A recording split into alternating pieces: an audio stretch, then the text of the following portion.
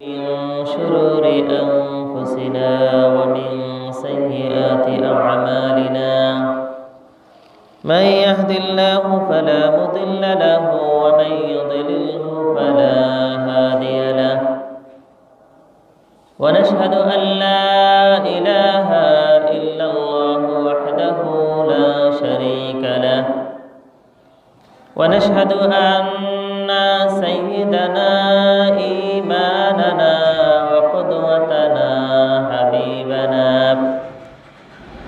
حبيبنا وطبيبنا وطبيب قلوبنا محمد الذي أرسله بالحق بشيرا ونذيرا وداعيا إلى الله بإذنه وسراجا وقمرا منيرا فقد قال تعالى في كلامه المجيد والفرقانه الحميد أعوذ بالله من الشيطان الرجيم بسم الله الرحمن الرحيم والسماء والطارق وما أدراك ما الطارق النجم الثاقب إن كل نفس لما عليها حافظ فلينظر الإنسان مما خلق من ماء دافق يخرج من بين الصلب والترائب إلى آخر الآية. وقال تعالى مخبرا وآمرا إن الله وملائكته يصلون على النبي يا أيها الذين آمنوا صلوا عليه وسلموا تسليما اللهم صل على محمد وعلى آل محمد كما صليت على إبراهيم وعلى آل إبراهيم إنك حميد مجيد اللهم بارك على محمد وعلى آل محمد كما باركت على إبراهيم وعلى آل إبراهيم إنك حميد مجيد محترم হাজিরিন সম্মানিত মুসল্লিয়ান কিরাম মহান আল্লাহ রাব্বুল ইজ্জত ওয়াল জালালের দরবারে লাখ কোটি সুজুদ ও শুকর মস্তক অবনত চিত্তেই মর্মে যে আল্লাহ রাব্বুল ইজ্জত ওয়াল জালাল আমাদেরকে সুস্থতার সহিত আরও একটি সপ্তাহ হায়াত দিয়ে আজকের জুমাবার আল্লাহর ঘর মসজিদে অনেকেরই আগে আগে এসে বসার, কোরআন হাদিস থেকে কথা বলার এবং আপনাদেরকে শোনার যে তৌফিক দিয়েছেন এবং আল্লাহ রাব্বুল আলামিন যেন আমাদেরকে শেষ পর্যন্ত তৌফিক দিয়েছেন এজন্য আল্লাহর কৃতজ্ঞতা প্রকাশ করছি। কোরআনের ভাষায়, আল্লাহর শেখানো ভাষায় বলছি আলহামদুলিল্লাহ। দরুদ ও সালাম মানবতার মুক্তির দূত সৈয়দুল মুরসালিন খাতামুন নবিয়্যিন সরকার দো জাহান নবী মুহাম্মদুর রাসূলুল্লাহ সাল্লাল্লাহু আলাইহি ওয়াসাল্লাম। মহান আল্লাহ রাব্বুল আলামিন আমাদেরকে সুস্থতার সহিত তার ঘরে আসার বসার তৌফিক দিয়েছেন। ধারাবাহিকভাবে আমরা কোরআনের শেষ নাম্বার পারা 30 নাম্বার পারার সূরাগুলোর অনুবাদ এবং তৎসংশ্লিষ্ট কোরআন হাদিসের আলোকে কিছু কথা বলছি তারই ধারাবাহিকতায় আজকে আমরা কথা বলবো ইনশাআল্লাহ। আল্লাহ যেন আমাদেরকে শেষ পর্যন্ত কোরআন হাদিস থেকে যে কথাগুলো আমরা বলবো সেগুলো ধৈর্য সহকারে মনোযোগ সহকারে শোনার তৌফিক দান করেন। আল্লাহ রাব্বুল আলামিন পবিত্র কালামে হাকিমে একটি সূরা নাজিল করেছেন, সূরা আত-তারিক, যা আমি তেলাওয়াত করেছি। এই সূরাটির মধ্যে 17টি আয়াত রয়েছে, 61টা শব্দ রয়েছে এবং 435, আবার কেউ বলেছে 439টা বর্ণ রয়েছে। এই বর্ণ, শব্দ এবং আয়াত সম্বলিত একটি সূরা, সূরা আত-তারিক। এই সূরাটির 17টি আয়াতের মধ্যে একটি আয়াত মানসুখ রয়েছে, যে আয়াতটি মুফাসসিরগণ লিখেছেন শেষ আয়াতটি হচ্ছে মানসুখ, ফামাহিলিল কাফিরিনা আমহিলহুম রুয়াইদা, শেষ আয়াতটি মানসুখ। তাফসীরে কাশফুল আসরারের মধ্যে এসেছে, এই সূরার ফজিলত বর্ণনায় মুফাসসির লিখেছেন যে বিশ্বনবী জনাবে মুহাম্মদুর রাসূলুল্লাহ সাল্লাল্লাহু আলাইহি ওয়াসাল্লাম বলেছেন, আল্লাহর যে বান্দা এই সূরাটি তেলাওয়াত করবে, ওই বান্দার আমল নামায় আল্লাহ রাব্বুল আলামিন আসমানে যতগুলো তারকারাজি আছে, ওই তারকারাজির 10 গুণ সওয়াব আল্লাহ তার আমল নামায় দিয়ে দেবেন। সূরাটির শানে নুজুল হচ্ছে বিশ্বনবী সাল্লাল্লাহু আলাইহি ওয়াসাল্লামের চাচা আবু তালিবকে কেন্দ্র করে সূরাটি নাজিল হয়েছে।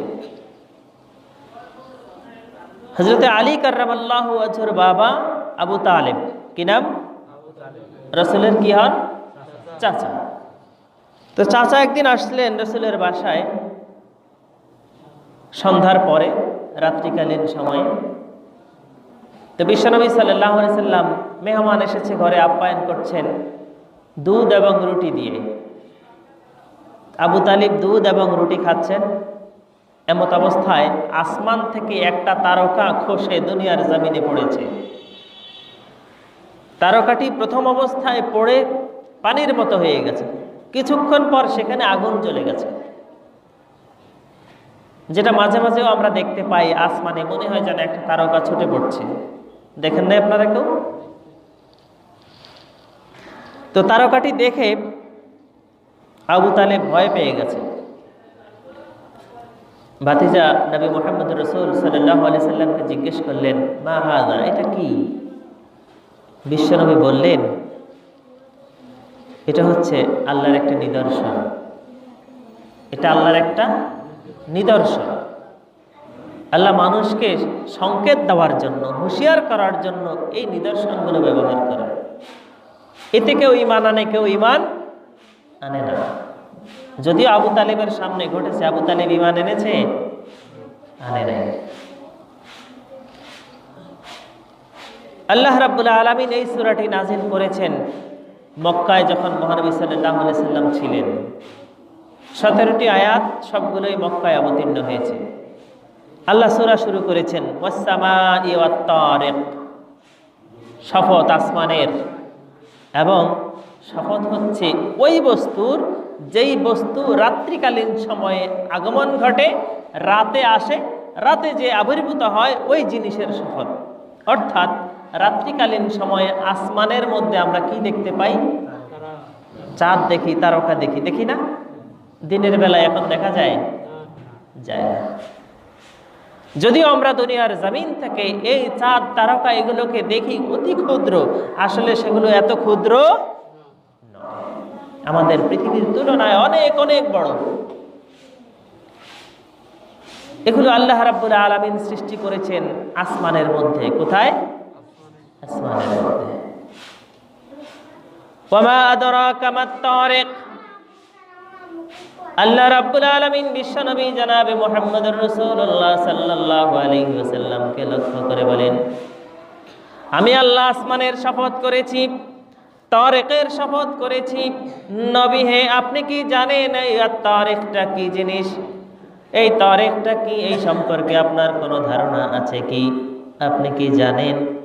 বিশ্বনবী জনাবে মুহাম্মদুর রাসূলুল্লাহ সাল্লাল্লাহু আলাইহি ওয়াসাল্লামকে আল্লাহ শেখানোর জন্য প্রশ্ন করলেন, সাথে সাথে উত্তর দিলেন। আন-নাজমুস সাকিব, ওই তারিকটা হচ্ছে আন-নাজমুন, তারকা।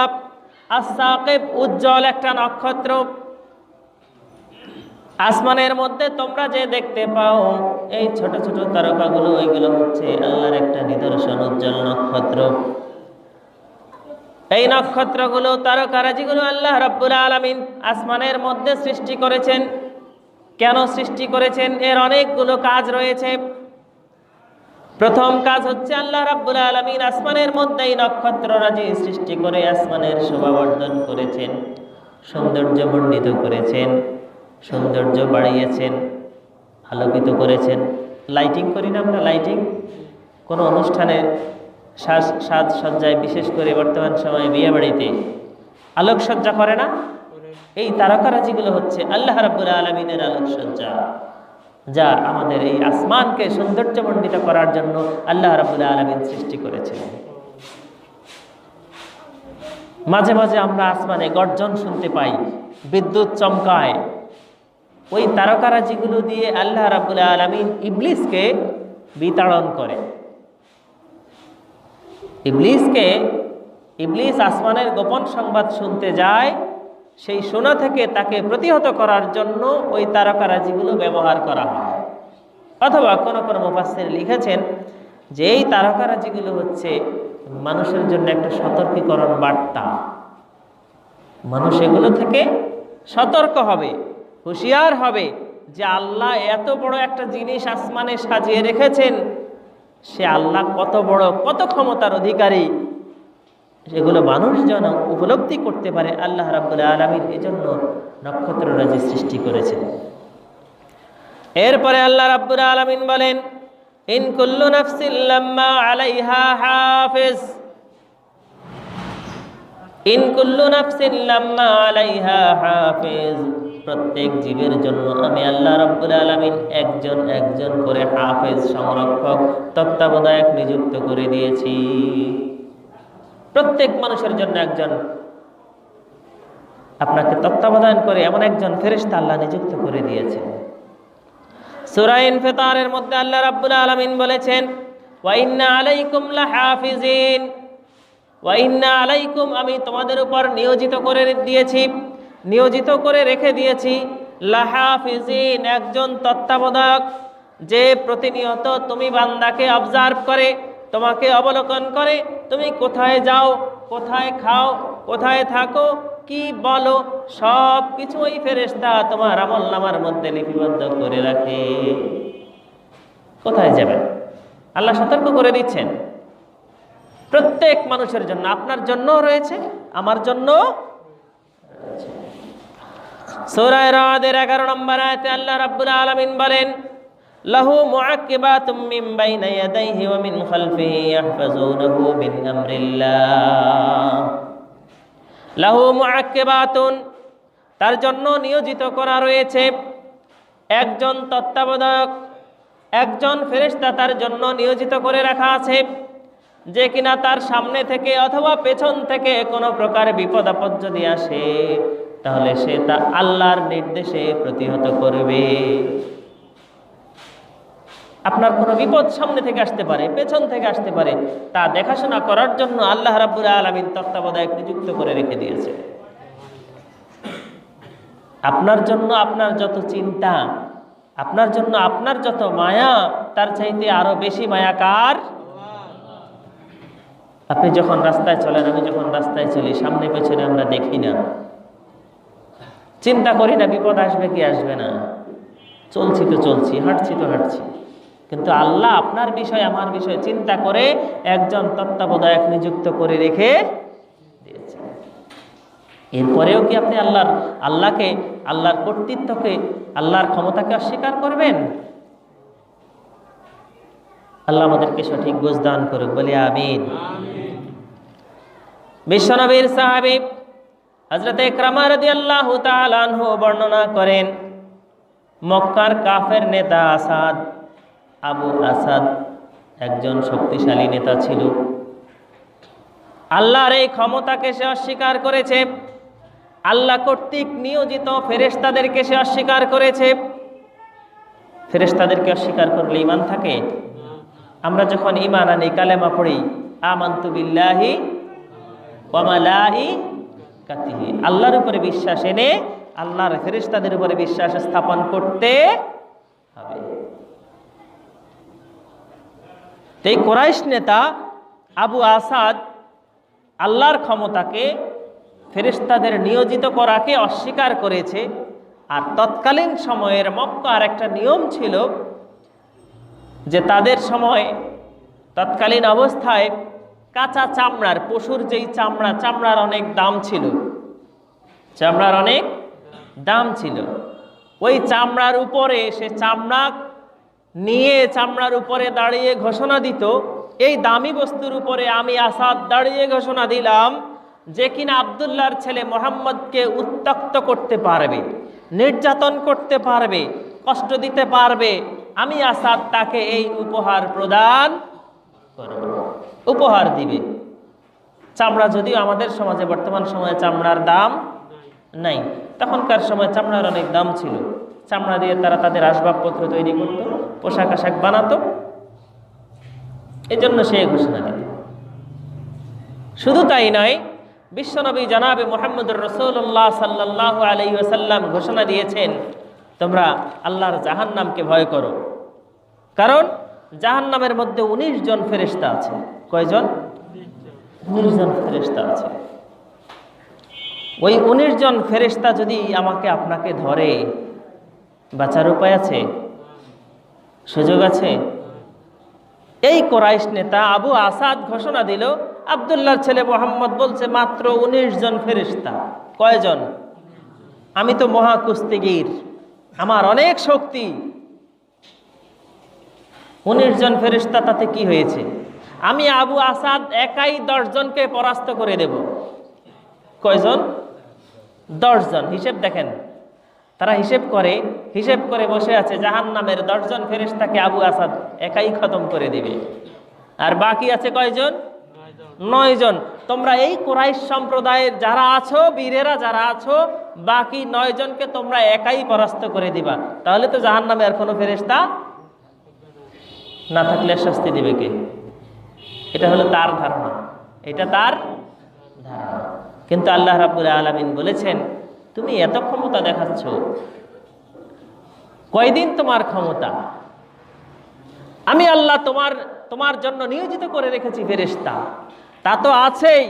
তুমি একটু চিন্তা করো, তোমাকে আমি কি থেকে সৃষ্টি করেছি, তোমার ক্ষমতা কি ছিল, এখন কি আছে, ভবিষ্যতে কি থাকবে, একটু চিন্তা করো। আল্লাহ রাব্বুল আলামিন পরের আয়াতে বলে দিয়েছেন, ফালিয়ানজুরিল ইনসানু মিম্মা খুলিক, মানুষ একটু দৃষ্টি নিবন্ধন করো। ফালিয়ানজুর, দেখো, মানুষ, ইনসান, ওই মানুষেরা, তোমরা একটু দেখো, মিম্মা খুলিক, আল্লাহ রাব্বুল আলামিন তোমাকে কোথা থেকে সৃষ্টি করেছে, কোন উপাদান দিয়ে আল্লাহ রাব্বুল আলামিন তোমাকে সৃষ্টি করেছে, একটু তাকিয়ে দেখো, ক্ষমতা দেখাও। কোন উপাদান দিয়ে আল্লাহ রাব্বুল আলামিন সৃষ্টি করেছেন? আল্লাহ তার জবাব সাথে সাথে দিয়ে দিয়েছেন, খুলিকা মিম্মা ইন দাফিক, আমি আল্লাহ মানুষকে সৃষ্টি করেছি মিম্মা ইন, পানি থেকে, দাফিক, যেই পানিটা সবেগে নির্গত, পিতার পৃষ্ঠদেশ থেকে সবেগে নির্গত হয়ে মাতৃগর্ভে অবস্থান নেওয়া এক ফোঁটা পানি থেকে আমি আল্লাহ মানুষকে সৃষ্টি করেছি। আজকে তুমি এত ক্ষমতা দেখাও, তুমি আবু আসাদ ক্ষমতা দেখাচ্ছ 10 জন ফেরেশতাকে হত্যা করবে, 10 জন ফেরেশতাকে তুমি একা পরাস্ত করবে, তোমার এতই ক্ষমতা। তুমি কি লক্ষ্য করো নাই, তুমি কি দেখো নাই তোমার ক্ষমতা কি ছিল? তোমাকে আমি আল্লাহ কোথা থেকে সৃষ্টি করেছি? মিম্মা ইন দাফিক, মাত্র এক ফোঁটা পানি থেকে আমি আল্লাহ তোমাকে সৃষ্টি করেছি। কোন ফোঁটা পানি থেকে? আল্লাহ রাব্বুল আলামিন তাও বর্ণনা দিয়ে বলে দিয়েছেন, ইয়াখরুজু মিন বাইনিস সুলবি ওয়াত তারাইব, ইয়াখরুজু মিন বাইনিস সুলবি, যেই পানি ফোঁটা পিতার পৃষ্ঠদেশ থেকে এসেছে, মায়ের বক্ষপিঞ্জর থেকে এসেছে, ওই পিতার পৃষ্ঠদেশ থেকে আসা, মায়ের বক্ষপিঞ্জর থেকে আসা পানি থেকে আমি আল্লাহ তোমাকে সৃষ্টি করেছি। ওই এক ফোঁটা পানি থেকে আমি তোমাকে সৃষ্টি করেছি।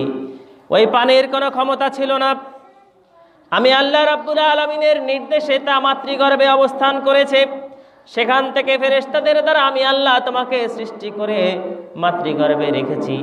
পরিবর্তনের পর পরিবর্তন করে এক অবস্থা থেকে আরেক অবস্থায় পরিবর্তন করে অবশেষে নির্ধারিত সময় পার করে তোমাকে আমি আল্লাহ মাতৃগর্ভ থেকে সুম্মা নুখরিজুকুম তিফলা, ছোট্ট একটা বাচ্চার আকারে আমি তোমাকে দুনিয়ায় নিয়ে এসেছি। আজকে তুমি ক্ষমতা দেখাও। তাফসিরে বাইজাবিতে এসেছে মানব সৃষ্টির যে উপাদান তা অত্যন্ত ক্ষীণ দুর্বল। পানির কোনো ক্ষমতা আছে? কথা বলেন, আছে? কোনো ক্ষমতা নেই, কোনো ক্ষমতা নেই। মানব সৃষ্টির উপাদান যেই পানিটুকু মানুষের শরীরে তৈরি হয়, এটা হচ্ছে মানুষের খাদ্যের চতুর্থ স্টেপ। তাফসিরে বাইজাবিতে এসেছে এটা মানুষের খাদ্যের হজমের চতুর্থ পর্যায়। কোন পর্যায়? চতুর্থ পর্যায়। এই খাবার থেকে, মানুষের খাবার থেকে মানব সৃষ্টির উপাদানটি যখন তৈরি হয় মানুষের শরীরে, পিতার শরীরে, মাতার শরীরে, তখন সেটা তৈরি হয়ে বাবা মায়ের শরীরের সম্পূর্ণ অঙ্গে বিচরণ করে, সম্পূর্ণ অঙ্গে বিচরণ করে। প্রয়োজন অনুযায়ী আল্লাহর নির্দেশে পরবর্তীতে সেগুলো একত্রীকরণ হয়ে এরপরে আল্লাহ মানুষ সৃষ্টি করেন। ওই দুর্বল জিনিস থেকে, ক্ষীণ জিনিস থেকে আল্লাহ রাব্বুল আলামিন মানুষ সৃষ্টি করেছেন।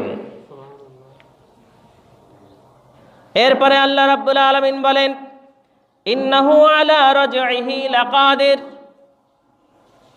ওই কুরাইশ নেতাকে আল্লাহ জবাব দিচ্ছে, তুমি তো এখন ক্ষমতা দেখাও, তোমার অতীত কি ছিল তুমি একটু চিন্তা করে দেখো। তোমার অতীত কত দুর্বল ছিল। আমি আল্লাহ এখন তোমাকে ঘোষণা দিয়ে জানিয়ে দিচ্ছি, আলা রাজইহি লাকাদির, তোমাকে তোমার আগের অবস্থায় ফিরিয়ে দিতে আমি আল্লাহ ক্ষমতাসীন, আমি আল্লাহ শক্তিশালী। আল্লাহ পারে কিনা? পারে। নবজাতক সন্তান, গত জুমায় বলেছিলাম, নবজাতক সন্তান যখন দুনিয়ায় আসে তখন তার ক্ষমতা যতটুকু থাকে, যেই ক্ষমতা তার আছে, 10 বছর পরে আরো ক্ষমতা বাড়ে না কমে? বাড়ে না? দুনিয়া আসার সাথে সাথে হাঁটতে পারে না, চলতে পারে না, বলতে পারে না, খাইতে পারে না, আছে না? এমনই তো, এটাই তো প্রকৃতির নিয়ম। 10 বছর, 15 বছর, 20 বছর, 25 বছর, 25 বছরে সে একটা শক্তিশালী যুবক, নাকি? এই 25 বছর পার করে আবার যখন 30, 35, 40, 50, 60, এখানে 60-70 বছরের কেউ আছেন কিনা আমার জানা নাই, চেহারায় মনে হয় না একজনও আছেন। এখানে আছে 15 বছরের যুবকও আছে, 25 বছরেরও আছে, 15 বছরের কিশোর, 25 বছরের যুবক। আর এখানে যারা মুরব্বীরা আছেন সবার শক্তি কি সমান? সমান।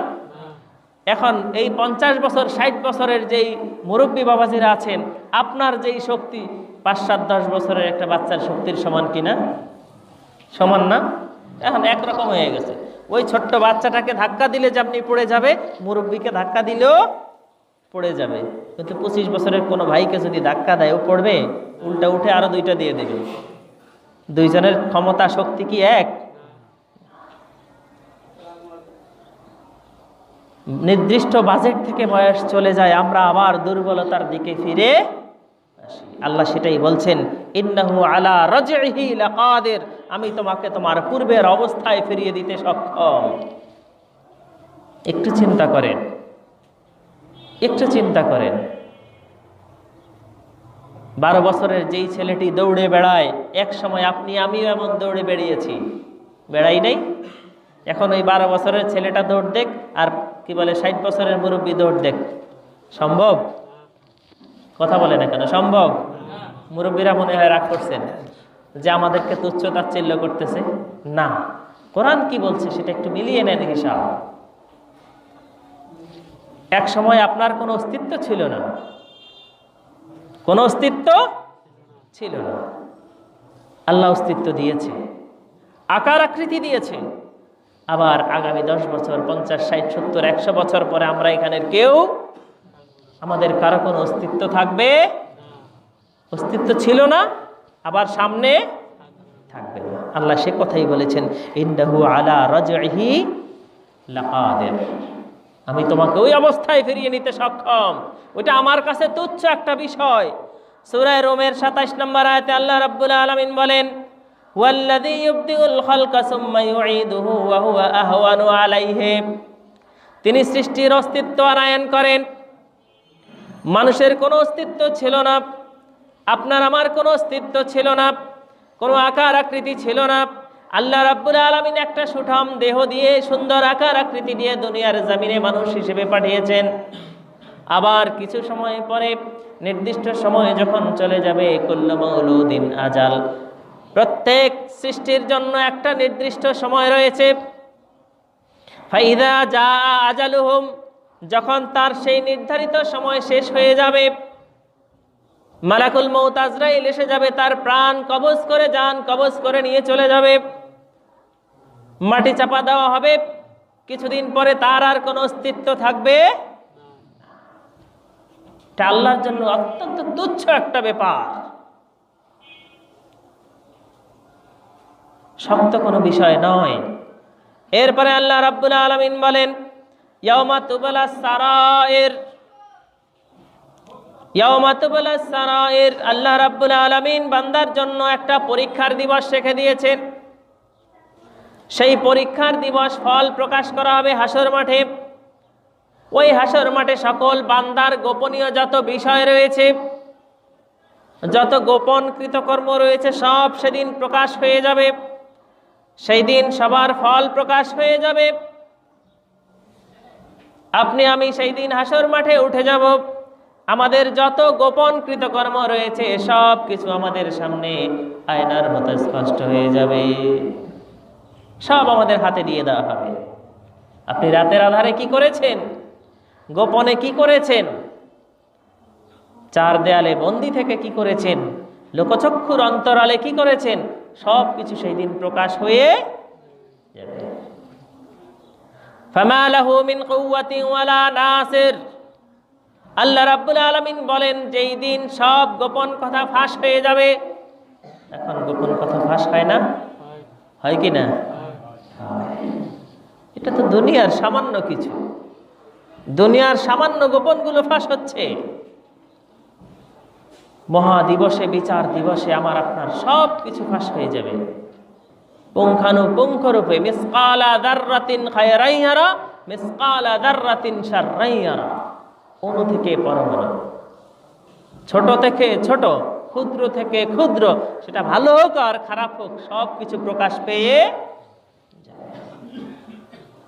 যখন গোপন কথা প্রকাশ পেয়ে যাবে, সেই দিন কেউ আর তা গোপন রাখার কোনো ক্ষমতা থাকবে না, কারো নিজস্ব কোনো ক্ষমতা থাকবে না, অথবা কোনো সাহায্যকারীও সেই দিন থাকবে না। মিন কওয়াতিন, ব্যক্তির কোনো শক্তি থাকবে না, নিজস্ব কোনো সামর্থ্য থাকবে না, ওয়ালা নাসের কোনো সাহায্যকারীও নাই। বরং হাসর মাঠে কেউ কারো আপন থাকবে না, পিতা সন্তান চিনবে না, মা সন্তানকে চিনবে না, বন্ধু বন্ধুকে চিনবে না। আল্লাহ রাব্বুল আলামিন বলেন, ইয়াউমা ইয়াফিরুল মারউ মিন আখিহি, ব্যক্তি তার ভাইয়ের কাছ থেকে সরে যাবে। ওয়া উম্মিহি ওয়া আবিহি, সন্তান বাবা মায়ের কাছ থেকে আলাদা হয়ে যাবে। ওয়া সাহিবাতিহি ওয়া বানিহি, বন্ধু এক বন্ধুর কাছ থেকে যখন সরে যাবে। সর্বশেষ আল্লাহ বলেন, লিকুল্লি ইমরিইম মিনহুম ইয়াউমা ইযিন শা'নুন ইউগনি, প্রত্যেক ব্যক্তি ব্যক্তির কাছ থেকে আলাদা হয়ে যাবে। কেউ কারো বন্ধুত্ব স্বীকার করবে না, পিতা পিতার পিতৃত্ব স্বীকার করবে না, মা মায়ের মাতৃত্ব স্বীকার করবে না, সন্তান বাবা মাকে চিনবে না। সবাই যার যার, তার তার, সবাই আলাদা হয়ে যাবে। ওয়ালা তাজিরু ওয়াজিরাতুন উযরান উখরা, একজন আর একজনের কোনো পাপের বোঝা বহন করবে।